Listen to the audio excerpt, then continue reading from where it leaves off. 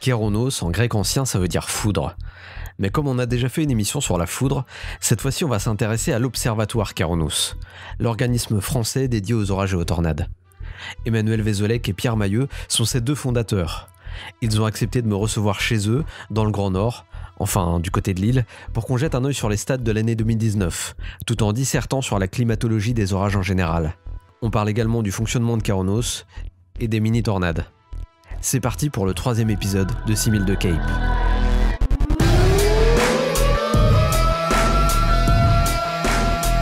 Hier soir, la mini-tornade a duré quelques minutes à peine. Pour le moment, on se dirige vers un gros orage.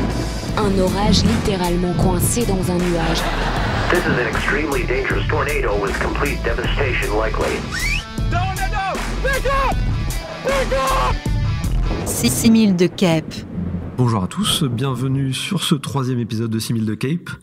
Cette fois-ci, ça y est, on est en plein cœur de l'hiver, c'est la période un petit peu difficile pour les chasseurs d'orage, la période d'hibernation, on essaye de se préserver de ce froid terrible à l'extérieur. Mais c'est aussi un peu la période où on finit de traiter les photos de l'été, qu'on n'a pas encore eu le temps de travailler, on essaye aussi de faire un petit peu de rangement sur les disques durs, enfin moi c'est ce que j'essaye de faire. C'est la période où on fait des sauvegardes aussi, alors s'il vous plaît faites des sauvegardes, je veux entendre personne me dire j'ai perdu toutes mes photos de la saison, ça c'est impossible. Vous faites vos sauvegardes en double sur un autre disque dur, vous mettez le deuxième disque dur chez mamie au cas où ça crame chez vous. L'avantage, c'est que ça permet aussi cette période de se repencher un petit peu sur ce qu'on a vécu dans la saison, de faire un peu le bilan. Vous connaissez certainement le site Kéronos, vous connaissez les prévisions partagées abondamment sur les réseaux sociaux, mais vous connaissez peut-être moins les gens qui sont derrière le site. Et donc justement, avec moi aujourd'hui, il y a les deux fondateurs de l'Observatoire Kéronos, Emmanuel et Pierre, qui sont avec moi. Bonjour tous les deux. Bonjour. Bonjour. Merci de m'accueillir chez vous dans le Nord. Donc on est dans une région qui, pour le coup, n'a pas connu énormément d'orages cette année. D'ailleurs, c'est la première question un peu qui me vient, c'est pourquoi créer un observatoire sur les orages et les phénomènes violents dans une région qui, a priori, n'est pas la plus exposée en France. Il se trouve que tous les deux, on est originaires du Nord, donc c'est un petit peu la logique qu'on reste ici. Mais c'est pas sans plaisir pour autant, puisqu'il s'avère quand même que dans le Nord, il se passe des choses. Alors c'est vrai que dernièrement, il ne s'est pas passé grand-chose, mais historiquement, c'est quand même une région dans laquelle il y a beaucoup de phénomènes parfois intenses, en grêle ou en tornade notamment, même si pareil, une fois de plus, ça ne s'est pas vérifié récemment. Il n'empêche qu'il y a pas mal de tornades très intenses qui se sont déjà produites dans le Nord et le Pas-de-Calais. Ouais, on est quand même pas loin de la tornade de Hautmont, notamment en 2008. En 2008 à Hautmont, et surtout en 67, où il y a eu en effet 3 tornades de très forte intensité sur la région en 24 heures, et toute une foule d'autres événements tornadiques qui font qu'en effet, le nord de la France est très exposé aux tornades, de manière, je veux dire, si on fait une moyenne sur du long terme, ce qui fait que notre présence ici n'est pas totalement illégitime, on va dire. C'est vrai, ça se tient tout à fait. Et alors, en quelle année vous avez créé l'Observatoire Kéronos ? Ça fait déjà une bonne quinzaine d'années, il me semble. Oui, donc ce qu'on a créé en 2006. Ouais. Donc ça fait faire 14 ans désormais. À l'origine, sous la forme d'un site sur lequel on mettait des prévisions et des informations sur les tornades, notamment sur la climatologie des tornades. Alors la prévision est restée depuis, donc ça fait 14 ans qu'on fait la prévision tous les jours sur le site. La partie tornade, évidemment, est restée, puisque c'était le fondement. Et puis, autour de ça, on a rajouté petit à petit des informations sur le suivi en temps réel, également un suivi sur l'instabilité de manière générale, sur des actualités sur les orages, après la grêle, etc. Donc, petit à petit, on a couvert tout ce qui était orage violent sur la France, avec parfois quelques compléments, notamment sur des cyclones tropicaux, ou sur quelques événements extrêmes ailleurs dans le monde. Mais bon, on se concentre vraiment sur la France et sur le périmètre des orages. Voilà. Ok, et qu'est-ce qui vous a donné envie à la base de créer cet organisme ? Est-ce que c'est une sensation de manque au niveau de ce qui pouvait se faire peut-être chez Météo France ? En fait, ça tient surtout, je pense, à l'histoire et un petit peu à la passion qu'on avait tous les deux. C'est-à-dire qu'on a toujours aimé la météo depuis toujours. Et ce qu'on constatait au fur et à mesure des années, c'est que il y avait quelque part des sujets sur les orages et les tornades qui étaient évoqués, mais on sentait qu'il manquait finalement un organisme ou une présence qui permettait un petit peu de concentrer tous ces savoirs et de pouvoir diffuser tout ce qui était lié aux orages violents en France et d'en faire quelque part une espèce de point de référence. Et en fait, on s'est lancé en 2006 en prenant le pari d'essayer d'avoir notre place dans cet univers, et il s'avère que très vite, ça a plu. Et très très vite, en fin de compte, on a fini effectivement par être un peu les référents et à finalement avoir notre place dans un sujet qui était exprimé, mais pas suffisamment à nos yeux. Et je pense dont on a beaucoup contribué d'un point de vue des connaissances et d'un point de vue de tout ce qui a été fait depuis. Et alors, par exemple, Pierre, toi, c'était quoi ton parcours avant ? Qu'est-ce qui t'a mené à Kéronos ? En fait, j'ai toujours été passionné par les orages, en tentant, je dirais, de professionnaliser cette passion en tentant le concours de Météo France que je n'ai finalement pas eu. Et je me suis dit qu'il fallait quand même que je trouve un moyen de pouvoir m'exprimer sur ce sujet. Et c'est en fait en rencontrant Emmanuel à travers différentes réunions sur les orages ou sur la météo en général qu'on a fini par se mettre d'accord en se disant qu'il fallait créer quelque chose et qu'il fallait qu'on mette en commun nos compétences pour pouvoir se lancer dans cette aventure qui a d'abord été imaginée pendant une année avant que, en 2006, ça finisse par se concrétiser et qu'on se lance avec un site internet. Et en fait, l'aventure a commencé comme ça. Et alors toi, Emmanuel, est-ce que tu avais aussi un bagage comme ça, météo assez important, qui t'a mené à faire partie de cette aventure ? Oui, un peu comme Pierre, hein, c'était vraiment une passion depuis tout petit, qui a surtout été, je pense, déclenchée par l'orage du Grand Bornand, ce qui a été la catastrophe du Grand Bornand, puisque j'étais juste à côté le jour où ça s'est produit, donc en 87. D'après ce que l'on sait, la catastrophe s'est déroulée très vite. Les campeurs du Grand Bornand n'ont pas vraiment eu le temps de réagir. À la suite d'un violent orage, une rivière, le Borne, est sortie de son lit, s'est transformée en torrent d'eau boueuse et a déferlé sur le camping brutalement. Le dernier bilan, je dis bien il est encore provisoire, fait état de 19 morts et de 30 disparus. François Champé. Une des plus grandes catastrophes françaises en matière d'inondations éclairs causées par des orages. Le bilan définitif allait atteindre 23 personnes disparues. En 2019, c'est près de Bagnères de Bigorre dans les Pyrénées qu'un village a été durement touché par une coulée de boue, le 23 mai. Heureusement, de façon moins dramatique avec des dégâts uniquement matériels. Mais on remarquera une fois encore que c'est un événement météo particulièrement fort et vécu personnellement qui a déclenché chez Emmanuel un intérêt immédiat pour ce qu'il a provoqué. C'est très souvent le cas chez les chasseurs d'orage. Et donc un orage complètement dingue qui m'a énormément impressionné. Et après ça, je crois que ça m'a déclenché l'envie de savoir pourquoi et d'essayer de pouvoir prévoir justement ces événements. Et je crois que ça vient de là. Et donc c'est quelque chose qui me fascinait. Et également les tornades. Et bon, alors c'est vrai que pour des jeunes qui maintenant voient le site et qui sont, je dirais, dans l'ambiance de maintenant, ils peuvent peut-être pas savoir qu'il y a une quinzaine d'années, parler de supercellules en France, c'était un tabou. Moi, je me souviens qu'on ne savait même compliqué. pas ce que c'était, en fait, tout simplement. On voyait ça venir des États-Unis, mais en se disant que ça n'existait pas forcément en France. Et c'est vrai que dans les premiers étés où on chassait dans les années 2000, on n'osait pas effectivement citer ces termes, mais je pense que c'est aussi parce qu'on ne les connaissait pas. Et oui, il y avait sans doute ce travail à faire de recensement et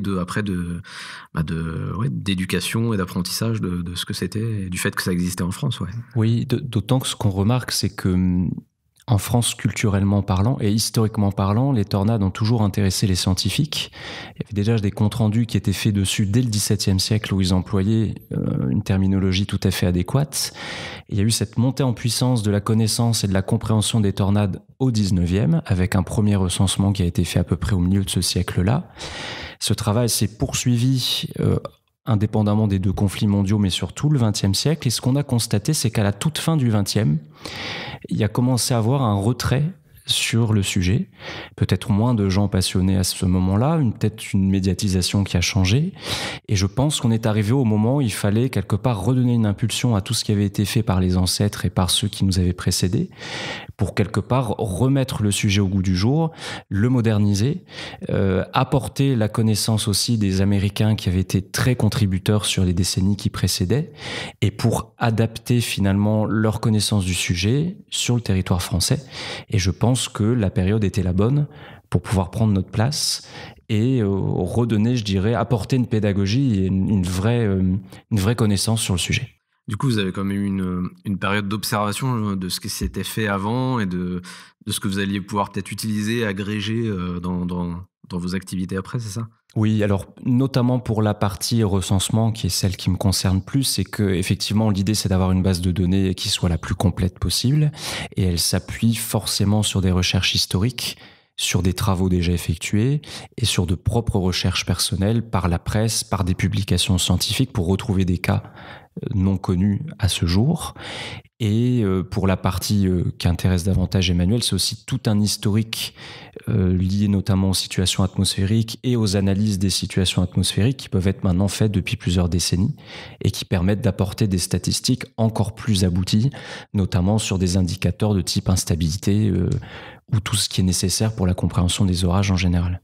Donc on va parler un petit peu de l'année 2019, on est là pour ça. Moi, d'un point de vue personnel, j'ai trouvé l'année assez calme, d'un point de vue purement chasseur d'orage. On en parlait justement quand on était avec Thierry et Vincent pour le premier épisode, où la Sarthe a connu très peu d'orages. C'est confirmé par les chiffres de votre bilan, puisque l'un des départements qui a eu le moins d'orages, a priori, c'est la Mayenne, avec 33 jours de moins que la moyenne. Donc la Mayenne, c'est juste à côté de la Sarthe, donc ça confirme bien. Globalement, le nord du pays a été très déficitaire, assez déficitaire, et le sud a été assez excédentaire en termes de jours d'orage, et ça nous mène à un total de 251 jours d'orage sur l'année.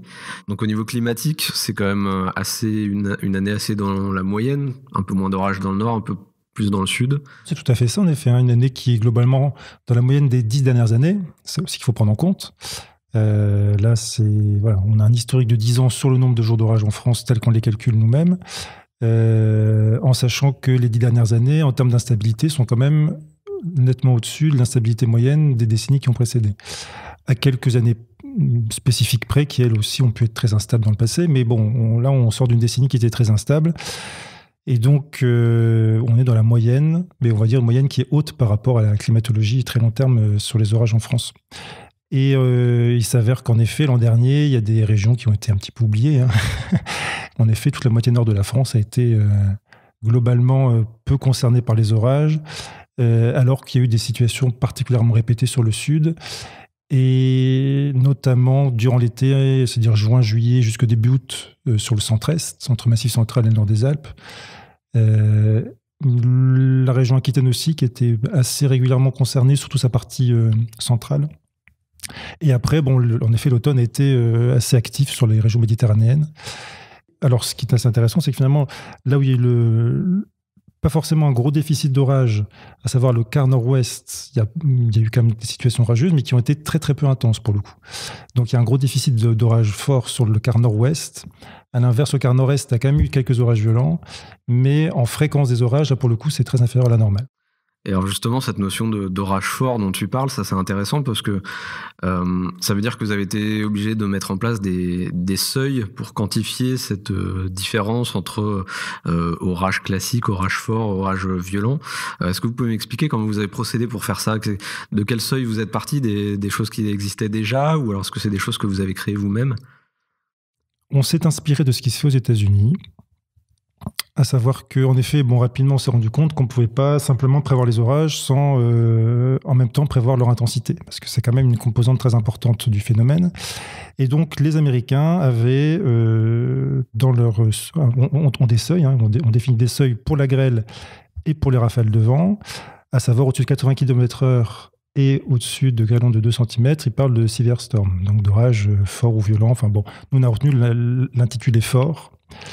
Et on a voulu après rajouter des niveaux à ça, donc en mettant un seuil à 120 km/h et à 5 cm pour la grêle pour des orages violents, en mettant aussi le fait, on a aussi rajouté, et ça, pour le coup les Américains ne le font pas, c'est des seuils en termes de pluviométrie, considérer qu'il y a des orages qui deviennent violents si on dépasse 100 mm en une heure. Ce qui en effet devient quand même des orages qui sortent de la norme. Et après, extrême, c'est quand vraiment on est dans des phénomènes qui sortent vraiment de l'ordinaire et qui présentent un danger vraiment majeur. Donc c'est des rafales de plus de 150 ou 180 km/h, des tornades de très forte intensité et également des grêlons géants, donc plus de 10 cm. Donc voilà, on a fait une échelle comme ça et qui a une signification aussi climatologique. Quand on fait la climatologie sur du long terme, on voit bien très nettement ces sortes de seuils statistiques qu'on peut constater à ces différents grades qu'on a déterminés en fait. Je me permets de faire une petite virgule au sein de ce podcast, car j'ai oublié de poser la question lors de l'enregistrement. En plus des seuils permettant de catégoriser la force des orages, Keraunos a développé un indicateur, l'indice de sévérité orageuse. L'idée étant d'harmoniser à l'échelle nationale la violence des épisodes orageux jour par jour, en combinant tous les différents critères de foudroiement, de vent, de grêle, de pluie. Un autre outil qui aide l'équipe de Keraunos à ranger les événements orageux dans des cases de manière méthodique pour pouvoir les comparer. On est à l'inverse des ressentis personnels et donc subjectifs du type c'était un peu mou la nuit dernière. Et c'est donc beaucoup plus facile pour faire des stats et dégager des tendances sur du long terme. Et alors en l'occurrence, cette année, on a eu 98 jours d'orage fort. Par contre, peu d'événements extrêmes, comme tu le disais là sur le haut de l'échelle. C'est vrai qu'on a eu quelques journées avec des dégâts, quelques journées avec quelques tornades intenses, mais pas de gros événements catastrophiques sur l'année 2019. Non, et Pierre pourra en reparler, mais c'est vrai que ça fait un moment qu'on n'a pas eu de tornade ne serait-ce que d'intensité 3 ou supérieure. Oui, puisque la dernière en date remonte à 2013 et qu'effectivement, depuis ces dernières années, on a essentiellement des cas d'intensité 0 ou 1, voire parfois d'intensité EF2, comme ça a été le cas cette année à 3 reprises, mais pas d'événements majeurs ou en tout cas d'outbreak de tornades vraiment remarquables avec plusieurs cas de forte intensité sur la même journée. Et ça, vous arrivez à l'expliquer par rapport aux situations météo qui ont eu lieu pendant ces derniers étés, à des récurrences de synoptiques globales qui n'étaient pas favorables forcément à ce genre de tornade? Oui, il s'avère que la géographie, le relief en France font que les tornades de forte intensité ont plus de facilité à se former, on va dire, sur une grande moitié nord du pays. Et qu'à partir du moment où les situations dynamiques concernent la moitié sud du pays de manière un peu récurrente ces dernières années, donc les orages composent avec le relief auquel ils ont affaire. Et donc, on a des cas en effet d'intensité 1, 2, mais concrètement, ça devient compliqué de faire des très fortes intensités dès lors qu'on traverse le Massif central, qu'il faut franchir la vallée du Rhône, repasser les Alpes. Donc, même si c'est pas impossible, c'est forcément des régions où les supercellules ont un petit peu plus de mal à rentrer en phase tornadique. Et donc, même si on a des cas dans le Massif central qui sont parfois de belle intensité, n'empêche que les conditions sont plus complexes. Et en Méditerranée, pareil, c'est des régions qui sont propices aux cas nombreux, mais qui ont du mal à devenir très intenses. Donc, quelque part, la dynamique des dernières saisons s'est passée sur des régions qui ne sont pas forcément les plus propices aux tornades. Donc, des statistiques moins favorables aux grosses tornades. Et ce qui est intéressant de noter, c'est que lorsqu'on fait les statistiques, en tout cas le bilan annuel des orages, très fréquemment, le nombre de tornades et leur distribution géographique sont étroitement liés à la synthèse de la situation orageuse d'une année donnée. C'est bien qu'on retrouve une singularité dans le nombre de tornades sur l'année 2019, c'est que plus de la moitié se sont produites autour de la Méditerranée, ce qui reconfirme les tendances qui ont été confirmées sur l'année, à savoir une instabilité plus présente dans le sud de la France que dans le nord, et ça se retrouve également sur la distribution géographique des tornades observées. Alors pour rester dans la géographie, est-ce que vous arrivez vraiment au niveau climatique à déterminer ce qu'on appelle les couloirs orageux, peut-être ce qu'on appelle à tort les couloirs orageux? Est-ce que vous arrivez, vous, à les déterminer en analysant les statistiques, les endroits où les événements les plus forts ont lieu? Je sais pas. Tout dépend à quelle échelle on parle. Si on parle, je dirais, à l'échelle nationale, il y a en effet des axes qui ressortent de manière régulière. Tout simplement parce qu'il faut des conditions bien spécifiques pour faire des gros épisodes orageux, donc à savoir de l'air en basse couche qui est bien chaud, bien humide, donc techniquement qui remonte de Méditerranée, donc plutôt des flux de sud à sud-ouest, près du sol, et en altitude, pour qu'on ait des orages quand même violents. Et d'ailleurs, je pense ce qui nous manque pas mal ces dernières années, c'est quand même des intrusions d'air froid assez massives en altitude, pour qu'il y ait quelque chose de vraiment dynamique qui se forme. Et donc, ça, concrètement, ça arrive par l'ouest ou le nord-ouest. Et donc, il faut en altitude un flux de sud-ouest. Donc, en effet, la logique veut que le couloir à orage habituel soit du sud-ouest au nord-est. La Bretagne étant, malheureusement pour eux, assez souvent à l'écart, mais pas toujours. En effet, pour les chasseurs d'orage bretons, c'est pas forcément toujours la panacée, puisqu'ils ont tendance à voir les orages se former plus à l'est. Et donc ce couloir aussi entre un peu plus à l'ouest ou un peu plus à l'est en fonction des années. Et ça dépend de la tendance des talouags atlantiques à descendre plus ou moins vers le sud. Et c'est vrai que, par exemple, en 2019, ça a été de manière récurrente des zones dynamiques qui rentraient en contact avec de l'air instable entre le Massif central et le nord des Alpes. Qui pour eux, donc voilà, 2018 et 2019, ça leur fait 2 fois d'affilée qu'ils ont des situations anormalement instables et orageuses à répétition. Bon, donc ça risque de changer. Peut-être qu'en 2020, ça sera le tour d'une autre région beaucoup plus au nord, par exemple. En tout cas, j'ai eu beaucoup de remarques sur le fait que, a priori, cet axe sud-ouest-nord-est avait beaucoup marqué les esprits. Et il y a plusieurs personnes. Il y avait Guillaume, Fabien, Nicolas qui faisaient référence à ce fameux axe. Moi aussi, je me souviens l'avoir connu assez actif dans les années fin des années 2000, début des années 2010. Et a priori, il serait un petit peu en train de disparaître selon une impression collective comme ça chez les chasseurs d'orage. Est-ce que vraiment ça se confirme sur les dernières années ou est-ce que c'est un souvenir un petit peu déformé qu'on a de ce genre de dégradation ? Je pense qu'on reste souvent marqué par des saisons particulièrement sympathiques sur lesquelles on se dit c'était génial cette année-là et maintenant ça se fait plus.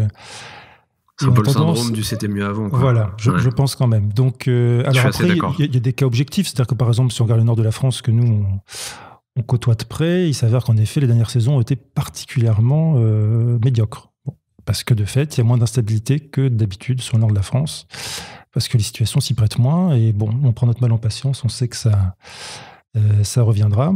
Mais en effet, je pense que c'est des situations marquantes qui laissent après une trace en mémoire. Bon, si on regarde par exemple l'épisode de 83, juillet 83, pareil, on peut dire dans les grandes masses, c'est du sud-ouest au nord-est, mais là, c'est passé de l'Aquitaine au Nord-Pas-de-Calais et pas, par exemple, vers la Lorraine. Bon.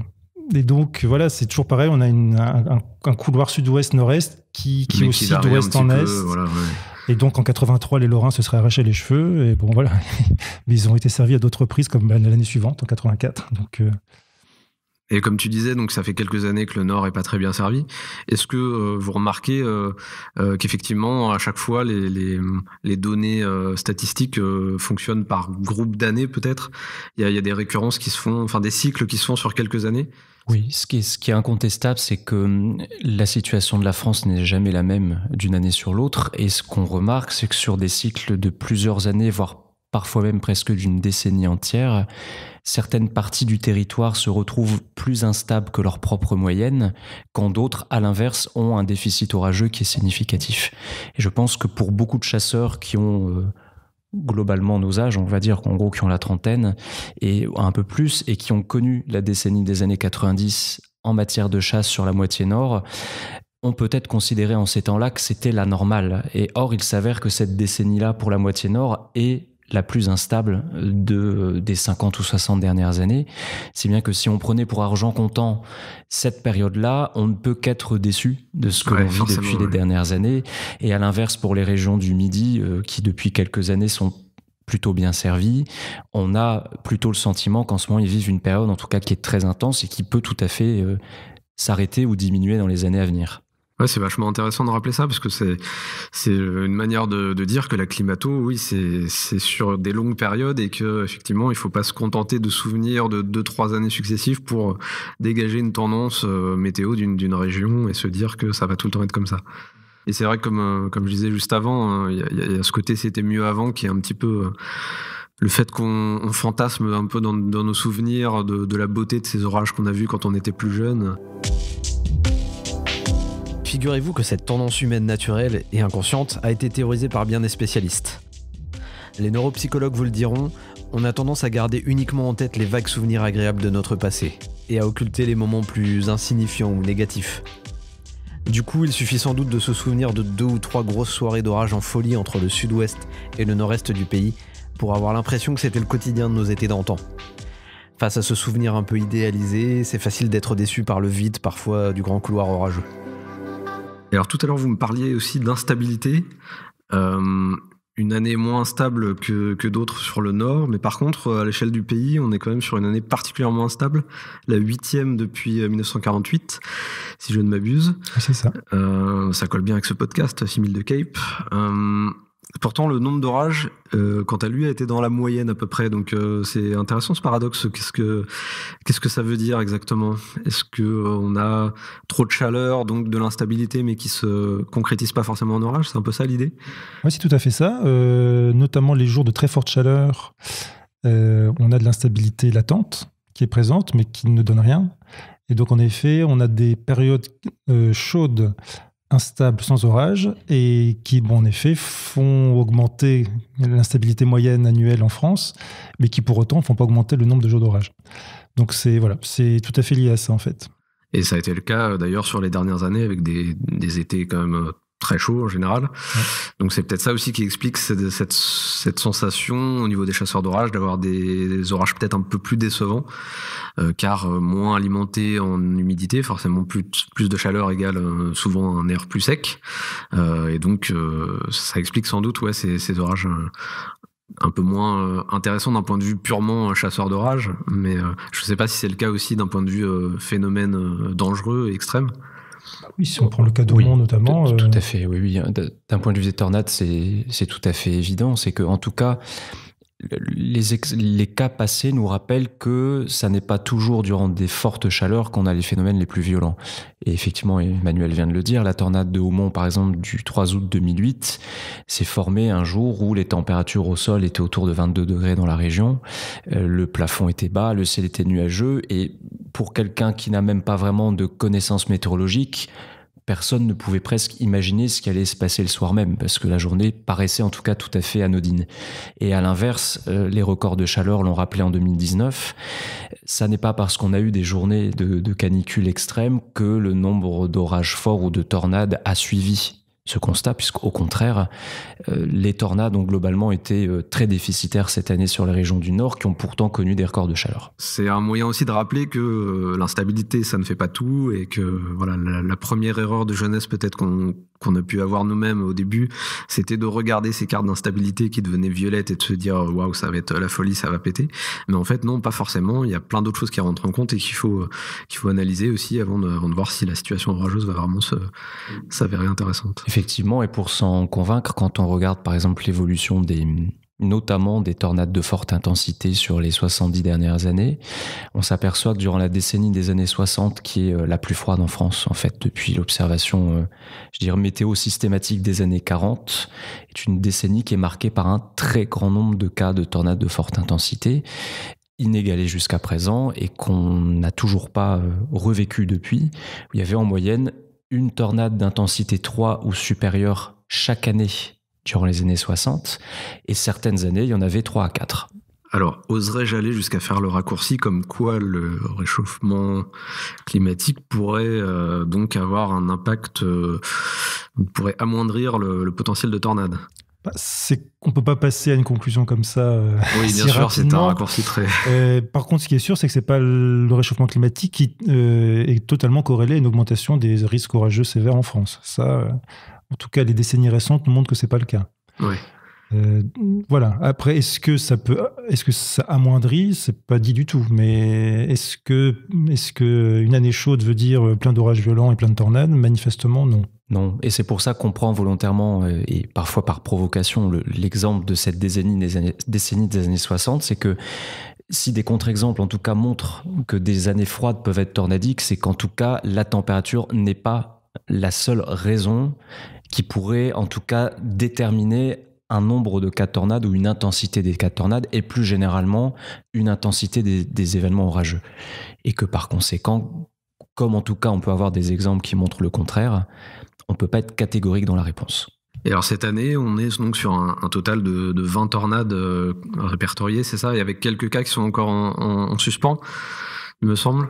Oui, quelques-uns effectivement, mais autant que les années précédentes. Donc les années peuvent être à peu près comparées entre elles. Ouais, d'accord.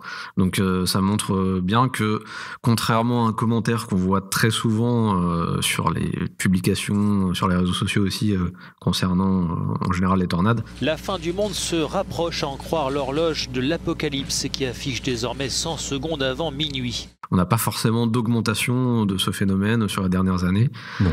Alors d'après vous, c'est lié à quoi cette impression populaire comme quoi, oh là là, il y en a de plus en plus En fait, ce qui se passe quand on regarde par exemple les statistiques des tornades que l'on a dans notre base de données, on a aujourd'hui presque 800 cas, c'est-à-dire 780 recensés à ce jour et 40% depuis le début du 21e siècle.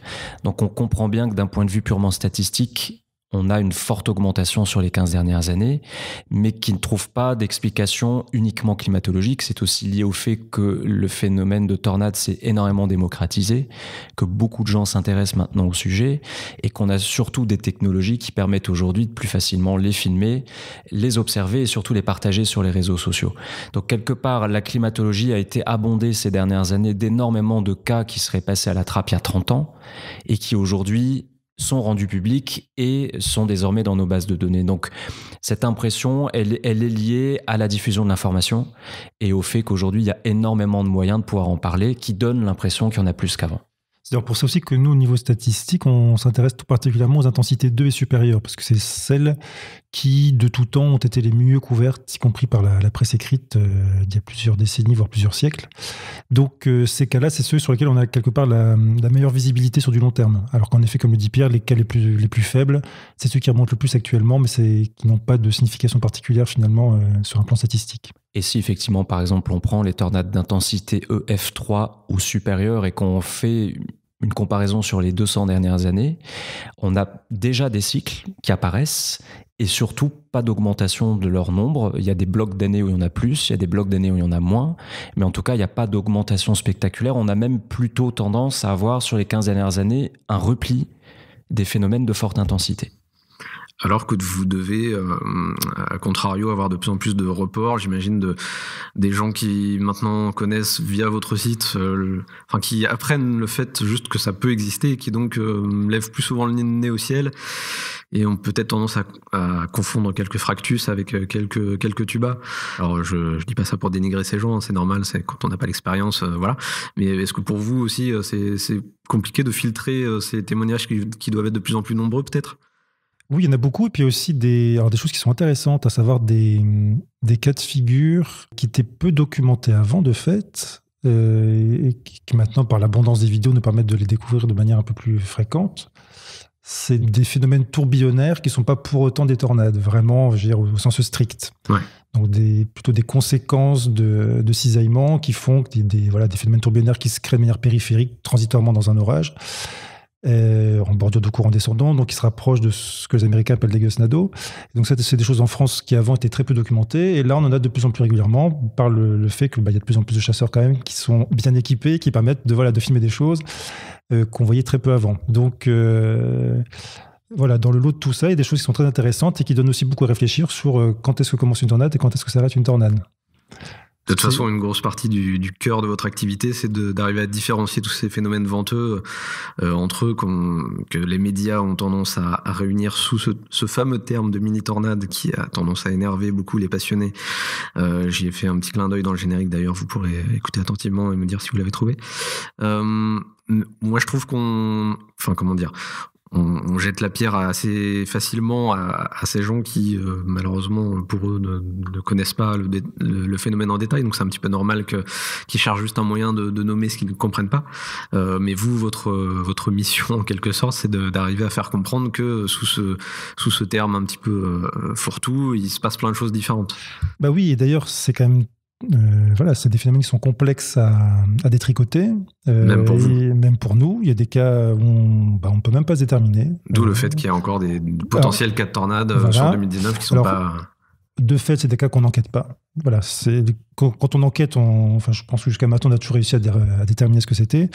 Quand on ne peut pas enquêter pour une raison X ou Y, et donc on se réfère à des informations qui nous remontent de témoins sur place... Il y a des fois, on peut pas déterminer si c'est une rafale descendante ou si c'est une tornade. Bon. Et donc, la logique veut que si nous qui avons l'habitude de le faire, on n'arrive pas à le faire toujours, a fortiori des journalistes dont c'est pas le métier. Donc, c'est clair qu'on ne jette jamais la pierre à ceux qui parlent de mini-tornades. Ce qu'on peut juste dire, c'est qu'en effet, c'est pas un mot qui a une signification scientifique. Par contre, quand on a des journalistes qui nous contactent, on s'efforce de faire de la pédagogie sur le sujet et justement, on constate que les journalistes sont quand même de plus en plus souvent attentifs à ça et ont la volonté d'employer les bons mots. Mais à partir du moment où ils ne savent pas à quoi ils ont affaire, forcément, ils disent des mots qu'ils entendent et on ne peut pas leur jeter la pierre. Je veux dire, n'importe qui parlerait d'un sujet qu'il ne connaît pas, il n'emploierait pas les bons mots non plus. Donc, quelque part, c'est normal. Je dirais même qu'à la rigueur, le fait d'employer le mot mini-tornade, qui maintenant finalement est inclus dans les mœurs et dont chacun sait que finalement ça veut à la fois dire quelque chose et à la fois rien, selon la position où on se trouve, c'est que ça veut dire en tout cas que quelque chose de violent a eu lieu quelque part. Et dans nos analyses des phénomènes violents, lorsqu'en général les médias parlent d'une mini-tornade quelque part, c'est qu'on sait que c'est un événement qui est sorti du lot. Et ça nous permet finalement par ce travail, un peu paradoxalement, de très vite isoler les orages, on va dire, classique qui ne donne pas lieu à un article de presse particulier, d'un phénomène qui sort du lot, qui est décrit comme une tornade et qui va nous pousser à aller plus loin dans la réalité de ce qui s'est produit et qui va nous obliger à mettre un mot sur l'événement en question. Et souvent, ce qui se passe après, c'est qu'une fois que le phénomène est identifié, il y a un correctif qui est apporté par celui qui a souvent conçu l'article et qui nous rappelle derrière parfois, en disant écoutez, j'ai vu votre dossier sur tel phénomène, je crois avoir maintenant compris ce que c'était, je vais refaire un article en employant les bons mots et en usant de la pédagogie nécessaire pour que, en gros, les lecteurs comprennent ce qui s'est passé. Et ça, c'est quelque chose de très nouveau, qu'on constate depuis 5-6 ans, où il y a vraiment ce travail, nous, qu'on trouve très intéressant, a posteriori, de recreuser sur un sujet et d'apporter cette fois-ci une vraie réponse à l'événement qui a eu lieu. Et alors, tu me parlais tout à l'heure, Emmanuel, d'enquête. Comment vous, de votre côté, vous menez cette enquête ? Parce que donc on l'a peut-être pas très bien expliqué au départ, mais Kaironos, ça reste une toute petite structure. On n'est pas sur une multinationale.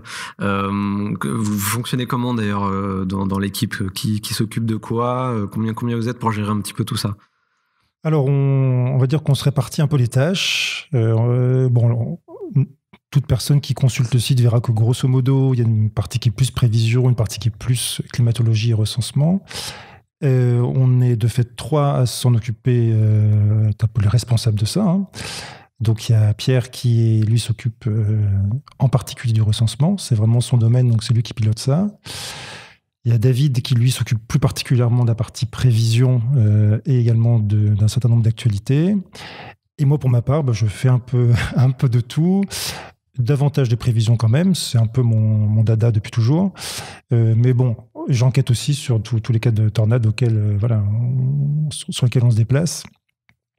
Et donc, en plus de ce noyau dur, il y a toute une galaxie d'intervenants complémentaires qui viennent apporter leur contribution sur des domaines qui ne sont pas les nôtres, à savoir l'informatique, la webmaster, aussi des spécialistes en matière de programmation de WRF, parce que c'est le modèle qu'on utilise préférentiellement. Et autant on sait très bien par l'expérience comment on veut paramétrer les modèles, par contre techniquement on ne sait pas le faire. Donc voilà, il y a des gens qui s'en occupent pour nous, etc. Donc au total, on va dire on est à peu près une dizaine à travailler pour Kaironos à des degrés divers, sur des sujets divers. Donc on comprend que c'est pas forcément évident à chaque cas de mini-tornade entre guillemets de dépêcher quelqu'un de l'équipe sur le terrain, surtout si c'est assez loin, plus dans le sud de la France. Donc dans ce cas-là, comment vous opérez pour faire ces enquêtes ? Est-ce qu'il y a un réseau de chasseurs qui peuvent vous donner les informations, des gens avec qui vous avez l'habitude de travailler peut-être plus régulièrement ? Oui, c'est tout à fait ça. C'est-à-dire qu'on a un réseau qu'on peut appeler de contributeurs finalement qui, par la connaissance qu'ils ont du sujet, enquêtent déjà pour leur propre plaisir parce que c'est quelque chose qu'ils aiment faire et communiquent sur ce qu'ils ont vu, soit directement, et c'est-à-dire dans ces cas-là on analyse leurs propres observations et on fait la conclusion, soit eux-mêmes parce qu'ils ont une bonne expérience du sujet et parce qu'on les connaît bien, savent déjà à quoi ils ont eu affaire. Et dans ces cas-là, nous communiquent un compte-rendu qu'ils ont déjà fait, qu'on relaie dans ces cas-là sur notre site. Mais c'est effectivement essentiellement par ces personnes-là que les comptes-rendus d'enquête arrivent, quand en tout cas l'équipe de Keraunos ne peut pas la faire. Et alors, une enquête de terrain, justement, ça se passe comment ? Qu'est-ce qu'on analyse pour déterminer la différence entre une tornade et entre une micro-rafale, entre une macro-rafale, entre tout ce genre de... L'enquête de terrain, contrairement aux idées reçues, n'est pas quelque chose de facile. C'est-à-dire qu'assez souvent, les gens qui débutent ont l'impression qu'ils vont assez vite y arriver. En fin de compte, parfois, ça peut prendre plusieurs jours. Pourquoi ? Parce que quand il y a une étendue de dégâts, il faut être très organisé, cibler la zone géographique, comprendre finalement dans les grandes lignes ce qu'il s'est produit, c'est-à-dire quelle était la forme de l'orage, quelle était sa direction, quelle a été la zone touchée, mais sans a priori. C'est-à-dire qu'il faut arriver sur place sans avoir établi une conclusion préconçue. Et toute la difficulté de ces enquêtes, c'est de réussir à arriver avec un regard extérieur sans être influencé. Oui, parce que forcément, c'est un événement qui a été commenté de toutes parts déjà depuis le moment où il a eu lieu. Donc, absolument. Et comme souvent, les gens qui enquêtent voudraient qu'une tornade ait lieu, ont beaucoup de mal parfois, ne serait-ce qu'à admettre que c'est autre chose. Et nous, tout le travail qu'on fournit depuis 10, 15 ans, même 20 ans en ce qui concerne les enquêtes à notre niveau, c'est d'admettre la réalité de ce qui s'est passé à partir de faits objectifs, à savoir, y a-t-il un axe de dégâts convergent ? Y a-t-il des dégâts diffus divergents ? Et à partir de cet écart fondamental, on sait si on a affaire à une tornade dans le premier cas, ou plutôt à des rafales descendantes dans le deuxième cas. Et l'enquête se fait toujours de la même manière. J'analyse les dégâts, j'analyse leur nature, j'analyse leur organisation au sein d'un axe ou non.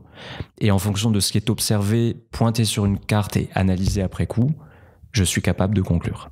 J'ai pu m'en rendre compte par moi-même, puisque j'ai assisté Vincent lors de son analyse des dégâts de la tornade causée dans l'Hérault le 20 octobre dernier, la fameuse tornade qu'il a filmée depuis l'autoroute, pour laquelle on a eu quelques petits commentaires un petit peu salés sur la chaîne YouTube, parce que forcément, filmer en conduisant sur l'autoroute, c'est pas toujours très bien vu, mais on remercie quand même Vincent pour ces images assez exceptionnelles en France.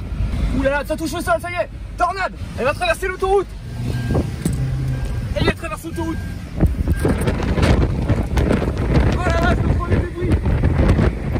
J'ai eu l'occasion de l'accompagner sur le terrain pour mener l'enquête, et j'ai pu me rendre compte effectivement à quel point c'est difficile parfois de remonter la trajectoire de la tornade et surtout de savoir où elle s'est arrêtée, surtout sur les cas où elle était relativement faible et donc les dégâts ne sont pas forcément hyper marqués.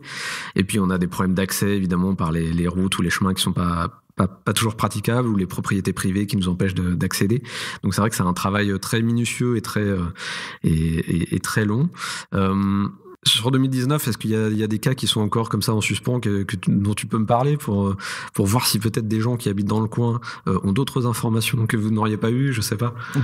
J'ai en tête 2 cas essentiellement pour lesquels on a encore des informations à recueillir. C'est un cas qui a eu lieu à Perpignan sur l'automne, sur le mois d'octobre, pour lequel effectivement il y a un certain nombre d'indices qui nous fait pencher pour une tornade, mais il manque le fameux axe de convergence qui permettrait de le confirmer ou pas. On sait que ça a touché l'est de l'agglomération, mais on n'a pas plus d'informations sur ce cas-là qui a eu lieu en plus de nuit, donc qui n'a pas pu être vu ou filmé. Et on a un autre cas qui est fortement suspecté à Châteauneuf-les-Martigues, cette fois, qui a eu lieu en fin d'année, et pour lequel, pareil, on a un certain nombre d'indices qui pourraient en tout cas pencher pour une tornade, mais on n'a pas non plus là de confirmation d'un axe de dégâts convergents. Or, tant que cet axe de dégâts convergents n'est pas prouvé, on est toujours extrêmement prudent. On ne valide jamais de tornade tant que ça n'est pas confirmé de façon, certaine. D'accord. Et par exemple, il y a un autre cas qui me vient en tête, qui est le cas de la micro-rafale destructrice le 6 août dans les Vosges. Là, sur ce cas, concrètement, qu'est-ce qui a fait pencher l'enquête du côté de la micro-rafale et pas de la tornade ? Alors que, encore une fois, on a eu des dégâts très localisés sur un couloir assez bien délimité, donc ça a dû être un cas assez compliqué à analyser, j'imagine aussi. Ces cas-là sont compliqués parce que dans certains cas, les micro-rafales, et j'ai en tête un très gros épisode, très symptomatique d'ailleurs, qui est celui de fin avril 2018, qui avait touché la Champagne et une bonne partie des Ardennes, où on avait comme ça énormément d'axes de dégâts très linéaires, parfois sur 100 mètres de large, et qui spontanément font croire en tout cas qu'une tornade est passée là, puisqu'on a vraiment les caractéristiques du sillon qui est traversé, en tout cas qui est parcouru par la tornade. Sauf que quand on analyse les dégâts à l'intérieur de ce couloir et qu'on s'aperçoit qu'il n'y a aucune convergence dans les dégâts, qu'il n'y a pas vraiment de projection, qu'il n'y a pas vraiment, je dirais, de traces caractéristiques d'un phénomène tourbillonnaire, c'est qu'on a forcément autre chose qu'une tornade qui a lieu à cet endroit, même si on a l'existence d'un couloir qui, d'ailleurs, est souvent assez caractéristique de certaines micro-rafales très puissantes, durables et qui parfois peuvent être observées sur une trajectoire de 10 km. Et puis il y a parfois aussi des faux amis, à savoir qu'il y a sur les bords des micro-rafales, il y a des zones de convergence qui se créent également. Et donc, quelqu'un qui va sur place, il peut dire « Ah bah oui, là j'ai vu qu'il y avait deux arbres qui sont tombés dans un sens convergent. » Sauf que c'est pas un axe de convergence centrale lié à une tornade, c'est des phénomènes de convergence périphérique qu'on trouve beaucoup en bordure des fortes micro-rafales, justement. Donc, il y a aussi des pièges. Oui. Donc, c'est et ces pièges complexe. Se rencontrent sur les micro-rafales les plus fortes, puisque pour faire simple, pour que les gens comprennent, c'est rien d'autre qu'un vent extrêmement puissant qui vient s'écraser près du sol. Et dans le phénomène d'étalement, à la toute fin de la micro-rafale, sur chaque périphérie, le vent, quelque part, finit par décrire de petites rotations périphériques simplement liées à la structure même de la rafale. Et en effet, comme le dit Emmanuel, si on se situe sur la périphérie gauche ou la périphérie droite, qu'on pense avoir un axe de convergence, en fait, ça n'est rien d'autre que l'étalement de la rafale descendante qu'on prend à tort pour une tornade, alors que c'est absolument pas lié à ça. Et l'une des illustrations les plus, je dirais, marquante de ces périphéries de micro-rafales, c'est ce qui s'est passé dans les Vosges en juillet 84, dont on n'a jamais su prouver l'existence de la moindre tornade à ce jour. Et toute la documentation montre une succession de micro-rafales extrêmement puissantes, parfois bordées par une impression d'axe de convergence, qui n'est rien d'autre que la rafale descendante en fin de course. Et il n'y a pas du tout de preuve de tornade dans ces cas précis, comme on n'en a pas eu finalement en avril 2018, sauf un cas isolé qui était plutôt la conséquence d'une rafale descendante qui a donné lieu à un tourbillon temporaire dont tu as été témoin direct et on ne peut pas être plus direct, mais qui montre que c'est un cas complètement isolé et qui en tout cas n'a pas permis d'en trouver d'autres dans la totalité de l'épisode. Et alors, tu parles de ce cas-là, ça me fait penser, est-ce que vous complétez les enquêtes par l'analyse des images radar, aussi des images d'archives? Est-ce que ça vous donne des indications complémentaires pour arriver à votre conclusion sur les cas en particulier? On va dire que ça n'aide pas forcément la conclusion, c'est-à-dire que la conclusion, comme l'expliquait Pierre, est basée sur l'analyse des dégâts. Par contre, on va dire que la structure orageuse peut parfois ça donne un indice tout de même. Nous donner un indice un peu, on va dire, sur les possibles, ouais. Globalement. Mais puis après, c'est surtout sur un plan climatologique qu'on associe une tornade à tel type de structure. On voit où elle s'est développée par rapport à la cellule orageuse. Donc c'est plutôt sur cet aspect-là que ça nous intéresse. Pour la conclusion, en tout cas, c'est pas ça qui va déterminer une conclusion, jamais. Un cas qui n'a pas posé trop de questions l'année dernière, en 2019, c'est la tornade de EF2 de Longwy, à la frontière avec le Luxembourg. Bon, alors forcément, on a eu déjà la masse de vidéos, de témoignages vidéo assez longs, assez détaillés, donc pour être sûr que c'était une tornade. Et donc, on a eu des dégâts assez conséquents. Heureusement, pas de victimes, seulement des blessés. Donc ça, c'était un cas assez intéressant et assez un cas d'école presque en termes d'orage supercellulaire. Disons que cette tornade a été déjà atypique, alors au sens où elle a été transfrontalière. Alors la nature n'aime pas les frontières, mais ça a permis finalement d'avoir a posteriori sur le terrain à la fois des équipes du Luxembourg, de Belgique et de France qui ont un peu fait l'analyse a posteriori du cas. Et finalement, tout le monde a conclu sur la même chose et on va dire que l'intensité a été admise et partagée de tous. Donc en tout cas, ce cas a permis de voir que dans la connaissance du phénomène et dans la passion qu'on peut avoir pour ces phénomènes, que toutes les équipes dépêchées sur le terrain, quelque part, avaient le même vernis, la même connaissance et que finalement, il n'y a pas vraiment eu de débat à la fois sur l'intensité, sur la distance parcourue, sur la largeur moyenne et même finalement sur la structure orageuse qui était à son origine, dont on a d'ailleurs trouvé un extrait de vidéo, probablement au moment où la tornade est presque à 2 doigts de toucher l'agglomération de Longwy et où le caractère supercellulaire de son ne fait aucun doute et notamment sur l'analyse qui a été faite après coup. C'est intéressant que tu me dises que vous ayez tous été d'accord sur le classement de la tornade au vu des dégâts, parce que il me semble qu'à la base vous avez fait un travail pour adapter un petit peu l'échelle qui a été conçue, l'échelle de Fujita qui a été conçue aux États-Unis, et du coup elle a été conçue avec les codes de construction américains, et donc vous avez fait un travail pour l'adapter aux normes de construction par ici et aux dégâts qu'on pouvait observer par ici. Vous pouvez m'en dire plus à ce sujet? Ah bah oui, donc c'est un travail qui, pour nous, a pris à peu près une dizaine d'années pour être complètement, on va dire, je ne veux pas dire achevé, parce qu'il est toujours en cours, mais on va dire qu'il ait une forme aboutie.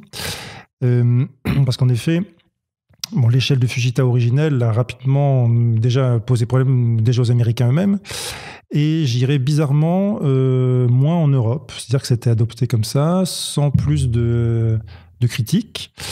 Alors il se trouve qu'en 2007, les Américains ont établi une nouvelle façon de penser cette échelle, qui ne remet pas du tout en cause ses fondements, qui ne remet pas non plus en cause sa progression hiérarchique au niveau des intensités. Et ce qui fait d'ailleurs que la nouvelle échelle est tout à fait compatible en termes de numérotation avec l'ancienne. Une EF5, grosso modo, c'est une F5 d'avant. C'est pas, voilà, donc la question n'est pas là. La question, ça a été de donner des meilleurs outils pour les enquêteurs pour analyser les dégâts et en conclure sur une intensité de tornade. Et l'excellente idée qu'ils ont eue, c'est de partir des dégâts, ce qui est quand même la base quand on fait une enquête de tornade, et pas d'essayer d'imaginer quelle peut être la vitesse de vent. C'est-à-dire que Fujita, lui, a conçu une échelle de vent, de vitesse de vent comme une échelle de Beaufort, en fait. Et c'est ça qui a été modifié avec la nouvelle échelle, c'est-à-dire qu'on part de dégâts, on classifie les dégâts, auxquels on associe une vitesse de vent probable, qui donc trouve sa place dans une échelle. Et donc, il se trouve que dans ce qu'ont fait les Américains en 2007, il y a une partie qu'on peut réutiliser directement en Europe, notamment la végétation, parce qu'elles sont en Europe ou aux États-Unis, c'est la même. Par contre, il manquait des choses. C'est-à-dire qu'en effet, les Américains, ils n'ont pas des églises comme les nôtres, ils n'ont pas des maisons comme les nôtres. Et donc, ce qu'on a fait, c'est tout un travail pour, à partir d'indicateurs qui sont communs aux États-Unis comme en France, donc notamment la végétation, regarder quels sont les dégâts sur les éléments du paysage ou les habitations qui sont proches des zones qui ont été frappées par une tornade, d'une intensité qu'on peut déterminer par rapport à la végétation. Et donc, par rapport à ça, on a pu déterminer qu'une intensité, que des dégâts, par exemple, de telle nature sur une toiture d'une maison de tel type, c'était par exemple une intensité 1 ou une intensité 2 ou une intensité 3.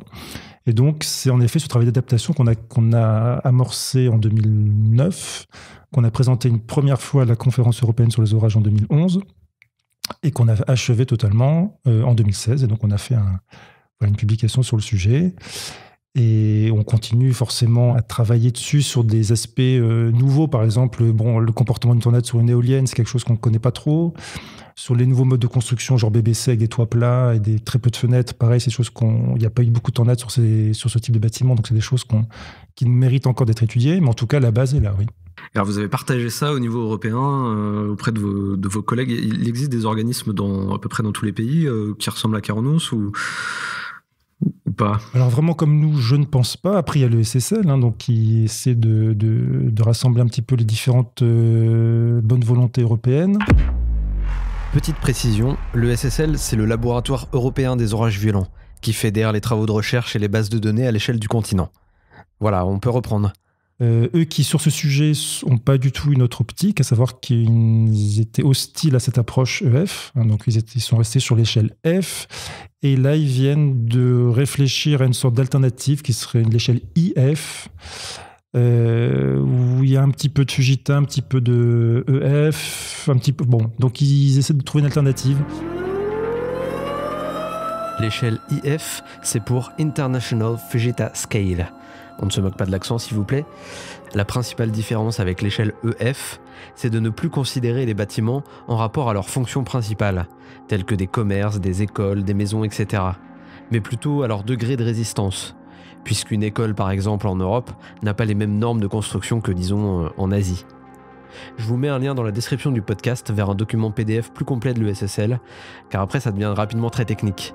Mais pour ceux qui souhaitent creuser, c'est vraiment très intéressant. Voilà, chacun développe les idées qu'il souhaite. Donc voilà, nous on est parti plutôt en effet sur une optique d'une échelle qui soit commune autant que possible avec ce qu'ont fait les Américains, parce qu'on considère que plus cette échelle sera internationalisée, plus ce sera intéressant, plus on pourra comparer les phénomènes partout dans le monde, plutôt que de rajouter des couches et des couches au millefeuille, quoi. Donc voilà, donc en effet, le SSL gère ça au niveau européen, mais je ne pense pas qu'il y ait d'équivalent Keronos dans d'autres pays qui fassent vraiment du recensement systématique. Après, au niveau européen, je pense aussi à Estofex, qui est plus peut-être juste sur la prévision. Oui. Est-ce que par exemple vous avez des échanges avec eux? C'est une question aussi qui a été posée sur Facebook. Est-ce que vous partagez des cas? Est-ce que vous partagez des méthodes? Donc Estofex, oui, c'est une émanation de l'ESSL. Donc les deux sont complètement liés. Hein. Donc, alors on a des rapports avec eux au même titre qu'on a des rapports avec l'ESSL. Hein. Mais voilà, je dirais que de la même manière, on ne partage pas forcément les mêmes méthodes. C'est-à-dire que Estofex, dans sa prévision, a des critères qui ne sont pas les nôtres. Voilà. Donc nous, on garde les nôtres parce que c'est ceux qui nous semblent les plus pertinents. C'est pas pour autant qu'on considère que ce que fait Estofex c'est pas bien, pas du tout. Mais voilà, on a des méthodes et des approches différentes. C'est ça qui finalement est enrichissant. Oui, et c'est d'ailleurs pareil en matière de recensement. C'est vrai que eux ont tendance à avoir plusieurs niveaux, par exemple, de probabilité d'un phénomène tornadique. Par exemple, ça va d'une tornade possible à une tornade certaine. C'est-à-dire qu'il y a 4 niveaux potentiellement de certitude. C'est vrai que nous, on a tendance à considérer que si on a un doute sur une tornade, c'est que quelque part, c'est autre chose. Et que donc, soit le phénomène est sûr, soit il est incertain. Et c'est vrai qu'en plus, on avait introduit cette notion de phénomène venteux indéfini il y a déjà quelques années pour se dire, si on parle d'une tornade probable, c'est que ça peut être tout autant autre chose de probable et que donc, il n'y a aucune raison de l'insérer dans une climatologie de tornade si ça peut être une rafale descendante. Et le principe, c'était de dire, quand on ne sait pas, et c'est une position que Keronos assume, mais elle peut être encore une fois contestable, on préfère sortir le cas quitte à l'analyser plus tard, mais ne pas le ranger dans la climatologie des tornades alors qu'on a un doute assez sérieux que ça puisse être autre chose. C'est un autre exemple qui montre qu'avec la base de l'ESSL notamment, il y a parfois comme ça un exemple où on peut avoir des points de divergence, en tout cas sur la façon de recenser. On a beaucoup parlé de tornades, je vois que le temps file assez vite. On peut peut-être aborder un petit peu aussi les autres événements de l'année. On n'a même pas tant parlé de ça, des événements, on est parti un petit peu dans des généralités, mais je pense que c'était très intéressant, que c'est des questions que les gens se posaient, donc ça tombe très bien. Au niveau de la grêle, on a eu quelques événements assez marquants, et d'ailleurs c'est une année qui est dans la moyenne, mais qui a connu des journées assez intenses, comme la journée du 6 juillet avec ces grêlons de 9 cm dans la Loire. Emmanuel, tu nous parlais tout à l'heure de ces dégradations assez fréquentes sur le centre-est cette année. Et le 6 juillet, on a ramassé un grêlon de 9 cm. On sait, enfin maintenant on le sait, peut-être qu'avant on le savait peut-être un petit peu moins, mais maintenant on sait bien qu'en effet les supercellules sont vraiment des usines à grêle, et enfin des usines à grosse grêle en l'occurrence. Et donc là, en effet, ce jour-là, il y a une très belle supercellule qui s'est formée sur le flanc nord-est du Massif central, et qui en effet a causé donc sur ce secteur des chutes de grêle particulièrement importantes, avec donc des grêlons qui ont atteint 8 à 9 cm de diamètre, ce qui est un petit cran au-dessus de ce qu'on avait vu en 2018, mais ce qui reste par contre un petit cran en dessous de quelques autres années où on a eu des grêlons de taille encore supérieure. Je me souviens notamment de 2014. Ouais, 2014, ma voiture s'en souvient encore. Ouais. Voilà. Ou dans le Nord-Pas-de-Calais en 2009, où ça avait atteint, voire un peu dépassé les 12 cm de diamètre. Donc il y a des épisodes encore plus importants, mais il n'empêche que, alors pareil, au niveau de la superficie concernée, c'est resté relativement circonscrit, mais en effet, donc sous la trajectoire d'une supercellule, donc c'est, je dirais, le cas classique des très fortes chutes de grêle en France, c'est vraiment ça. On a eu aussi le 15 juin dans la Drôme où il y a eu, je me souviens des images de JT où il y a eu pas mal de dégâts du côté de Romans-sur-Isère, des choses comme ça, pas mal de pare-brise abîmés. Ça a cassé le pare-brise! Ça a cassé le pare-brise!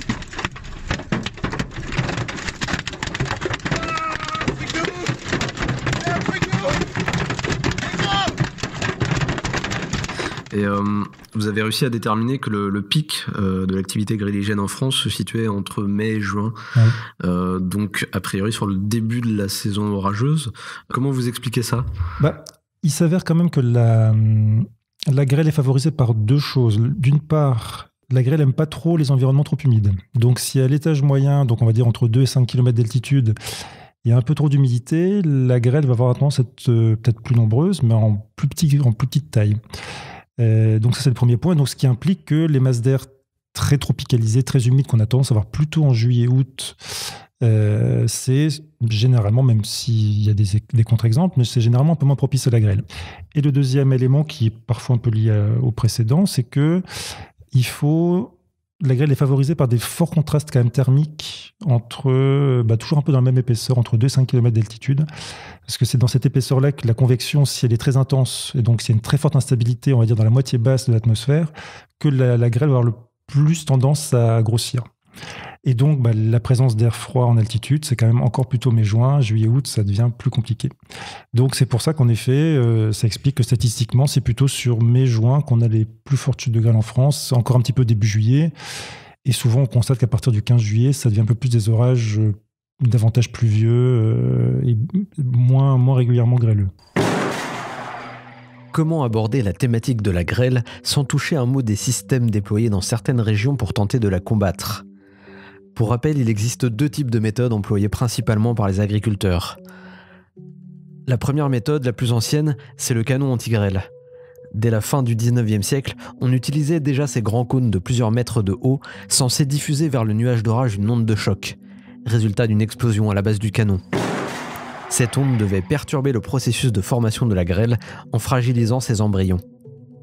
L'autre système, un peu plus répandu maintenant, est appelé l'ensemencement.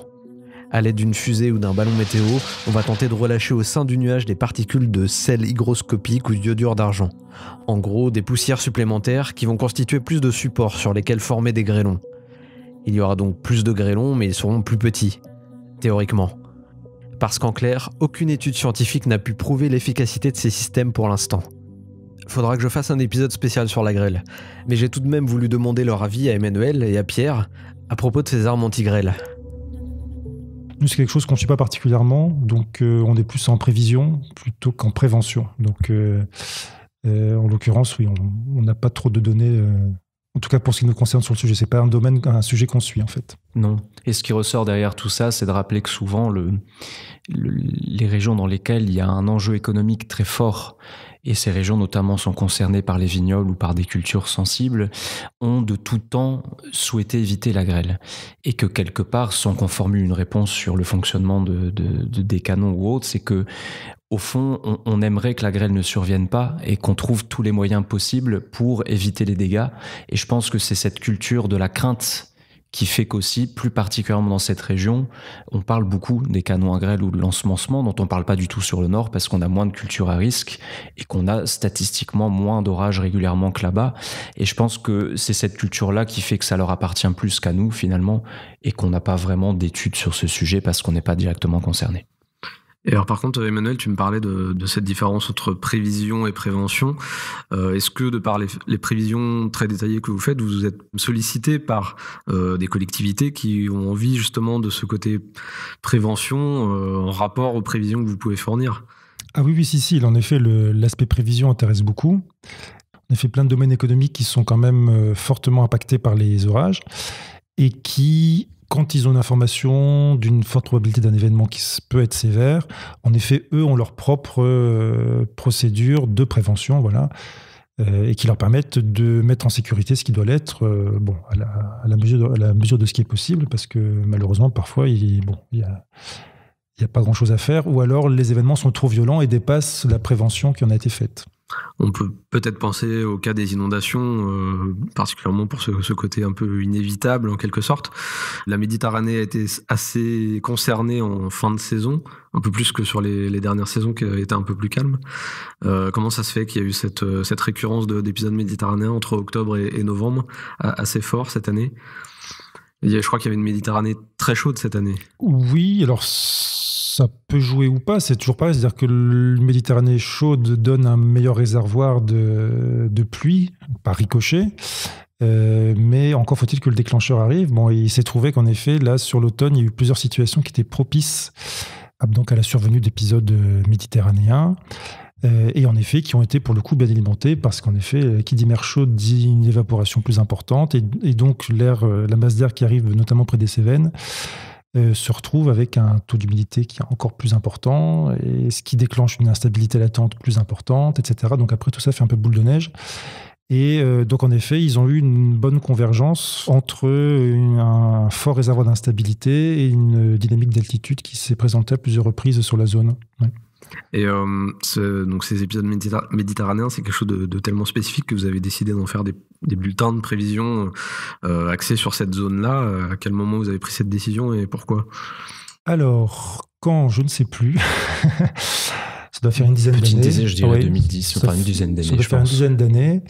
L'idée derrière ça, c'est que, en fait, on a rapidement eu un petit problème, enfin une petite réflexion sur le sujet. C'est qu'il y a beaucoup d'orages dans ce contexte d'épisodes méditerranéens qui ne sont pas forcément intrinsèquement violents. C'est-à-dire que souvent, c'est des orages qui ne sont pas forcément très électriques, ils ne génèrent pas forcément des très fortes rafales de vent, ils ne génèrent pas forcément des tornades, sauf parfois vraiment sur la bordure littorale. Enfin, on va dire que, sauf très ponctuellement, c'est des orages qui sont généralement modérés ou juste forts, quoi. Donc, on a quand même réfléchi à trouver une alternative à notre carte de prévision générale des risques orageux, dans la mesure où un épisode méditerranéen peut ressortir en niveau 1, voire 2 sur 4, pas plus. Alors qu'il peut avoir un vrai risque pour la population qui est, pour le coup, lié à la durée des précipitations et au fait que s'il y a quelques orages, en effet, qui se mêlent à ça, ça peut rajouter des lames d'eau horaires très importantes. Et donc là, pour le coup, générer des crues éclairs. Et donc, c'est là d'où nous est venue l'idée de faire une carte spécifique pour cette région-là, en accent uniquement sur l'aspect cumul de pluie en 24 heures, pour avoir une vision complémentaire de celle qu'on propose dans la carte de prévision des orages, puisqu'en effet, les épisodes méditerranéens, c'est pas que des orages vus de manière classique. C'est des épisodes qui sont plus complexes et qui ont une dominante pluvieuse qui oblige à les aborder un peu différemment. Il y a eu d'autres questions qui m'ont été posées, qui sont là aussi plus générales sur le fonctionnement de Keraunos. Notamment, les gens se demandent s'ils ont des nouveautés à attendre pour l'année 2020 sur le site. Alors, sur la partie prévision qu'on fait dans le site, il n'y aura pas de modification. On reste toujours sur les mêmes bases qu'on a établies depuis maintenant une quinzaine d'années. Par contre, on est sur l'aspect modélisation. Il est possible qu'on rajoute quelques cartes en plus, parce qu'en effet, on sait que c'est assez demandé.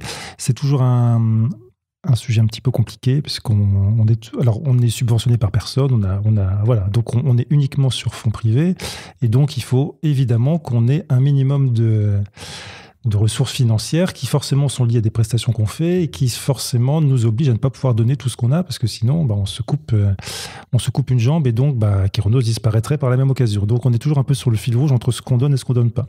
Mais c'est possible qu'en effet que sur les modèles on donne un peu plus cette année.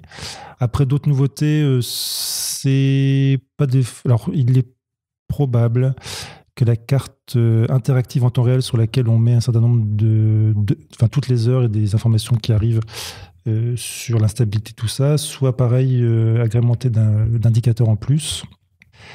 Et pour ce qui est de la carte foudre qui est sur fond cartographique, on peut zoomer, etc., l'an dernier, elle ramait pas mal, et donc on a trouvé un nouveau moyen de la fluidifier, et donc là, pour la saison 2020, elle sera normalement parfaitement fluide pour tout le monde, même pour des navigateurs qui ne sont pas forcément à la pointe de la technologie. Donc voilà un petit peu les... Et tu me parles justement des données en direct. Il y a quelques temps, vous faisiez des suivis assez détaillés des situations orageuses heure par heure. Sur la dernière saison, vous l'avez moins fait. A priori, ça manque à certaines personnes qui m'en ont parlé sur Facebook. Est-ce que c'est quelque chose que vous comptez réitérer, ou c'est plus difficile en termes de moyens humains, j'imagine ? Disons qu'en fait, c'est quelque chose qu'on faisait pas mal il y a entre 5 et 10 ans en arrière. C'était une époque à laquelle les réseaux sociaux existaient, mais étaient peu actifs, et à laquelle il y avait peu d'informations libres sur Internet. Là, ces dernières années, maintenant, le temps réel, quelque part, il se fait sur les réseaux sociaux, et les informations, radars, tout ça se trouve facilement partout. Donc, quelque part, on n'a plus vraiment de valeur ajoutée à faire un suivi toutes les heures. Vous auriez presque plus de retard par rapport à tout ce qui se dit déjà. Exactement. De toute façon d'autant que, il n'empêche, il s'avère que la technologie d'un site Internet oblige à un certain nombre de saisies dans des outils, etc., qui sont plus longs à faire, et à réaliser, à mettre en page, tout ça, que sur du réseau social. Ouais. Donc, en effet, quand il y a des informations immédiates à faire, maintenant passe par les réseaux sociaux. Et donc, il suffit de vous suivre sur Twitter, et on a de toute façon Twitter, le partage des infos en direct. Voilà. Ok. En termes de partage d'informations et de partage de savoir, il y a beaucoup de gens aussi qui me demandaient si vous alliez refaire des séminaires comme vous aviez fait il y a quelques années, qui étaient très intéressants pour ça, avec des conférences de spécialistes justement sur le sujet. Est-ce que c'est dans les plans d'y revenir, ou est-ce que c'est compliqué ? C'est pas dans les plans d'y revenir, parce qu'en effet c'est très chronophage, ça prend beaucoup de temps à organiser, parce que bon, on aime bien faire les choses bien, on est un peu perfectionniste, et donc on voulait que ça soit vraiment varié, avec des intervenants de bonne qualité, voilà, des vrais spécialistes, dans des cadres qui soient chouettes et sympas pour tout le monde. Et mine de rien, c'était pratiquement 2 mois de préparation plein temps, trouver des sujets, trouver des intervenants, essayer de les faire varier aussi. Et donc on en a fait, je crois, 7 ou 8. Et à un moment, on s'est dit, il faut qu'on fasse aussi autre chose des mois qui vont, on va dire, de juillet à octobre, faire autre chose que de préparer un séminaire. Et donc, même si ça nous plaisait aussi, forcément, on voyait beaucoup de monde, c'était des très bons moments, il s'avère que c'est devenu trop compliqué à organiser. Donc, autant faire un petit podcast pendant 2 heures. Exactement. Aborder ces sujets. Donc maintenant, on partage les choses différemment. Ouais. Enfin, une dernière requête, il y avait Vincent sur Twitter qui me demandait si vous pouviez vous engager à sortir au moins 5 journées en niveau violet pour la saison 2020. On aimerait bien. Seule la nature pourra apporter cette réponse. Qu'il soit patient. Malheureusement, c'est toujours la nature qui commande au final. Hein, Absolument. On peut le remarquer assez souvent. Écoutez, je pense qu'on va pouvoir boucler ici. De toute façon, il faut que je vous libère. Merci à tous les deux de m'avoir reçu, en tout cas, chez vous pour discuter de tout ça. Merci Christophe. Merci Christophe. Concernant le podcast, on se retrouve dans quelques semaines pour un nouvel épisode, si tout se passe bien. Continuez à me laisser des commentaires sous les épisodes, à poser des questions, à envoyer vos suggestions. Si vous écoutez via les applis de podcast, mettez une note avec les petites étoiles ou les cœurs ou les pouces, je sais pas, mais histoire de donner un peu de visibilité au podcast. Je rappelle aussi que vous pouvez me soutenir sur Tipeee ou Utip pour m'aider à poursuivre tous ces projets qui coûtent cher, mine de rien. Par exemple, ici, il a fallu voyager jusqu'à Lille, donc ça fait vite un petit budget, donc chaque don sera largement appréciable en vue des futurs enregistrements ou des futurs tournages. Voilà, sur ce, pensez à faire vos sauvegardes, photos, on en a parlé au début, et à bientôt pour une nouvelle émission 100% chaotique.